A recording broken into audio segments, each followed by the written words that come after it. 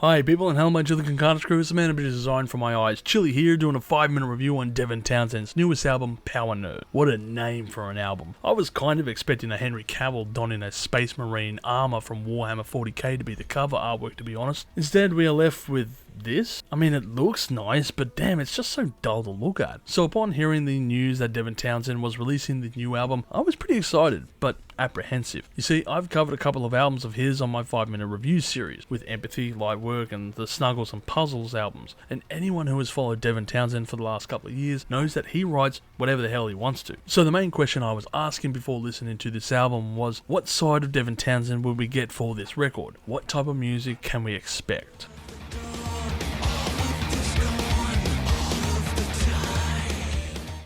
Powernerd was the first and only release prior to this album, and it's a very solid tune. Its call to arms for the nerds of our society to get up and put that shit on the shelves and get out is infectious, and even contains an electronic synth loop in the song, which I think was taken off the Machine album by Static X. In fact, I was expecting the music video clip to this to feature, of course, a shitload of Easter eggs related to the lifestyle of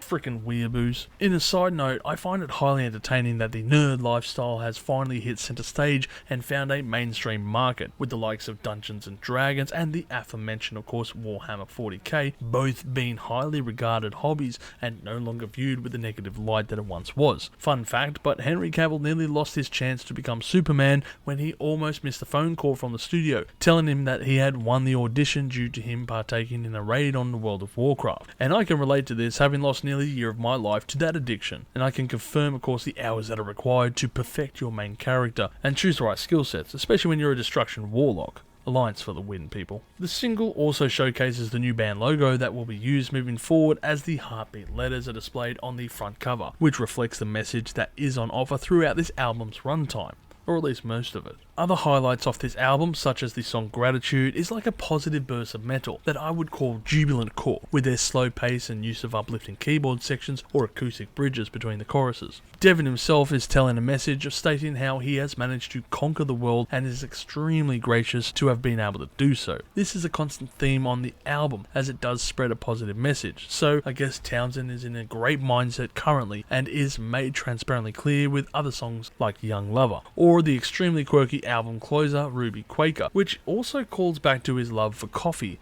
as was made abundantly clear on the Ziltoid albums. Despite all of the positivity, there are still tracks on here that do fall into deeper and darker crevices, as can be seen on Knuckle Dragger or Falling Apart, with that last song feeling like a mental breakdown being told through music. This is easily the heaviest song the album has. At the beginning of this episode, I asked as to which version of Devin Townsend we would see for this record. Would we see the return of Scarlet era crushing riffs at speed like with his band Strapping Young Lad, or would we be going back through a mini rock opera like Ziltoid, or would it be more extreme like on Empath, or would this album be more electronica like with the Puzzle series? Maybe this album was going to be more along the instrumental jams like he has done with the DevLab series as of recent, or possibly this album would go back into that gent territory as was the case with Epic Loud.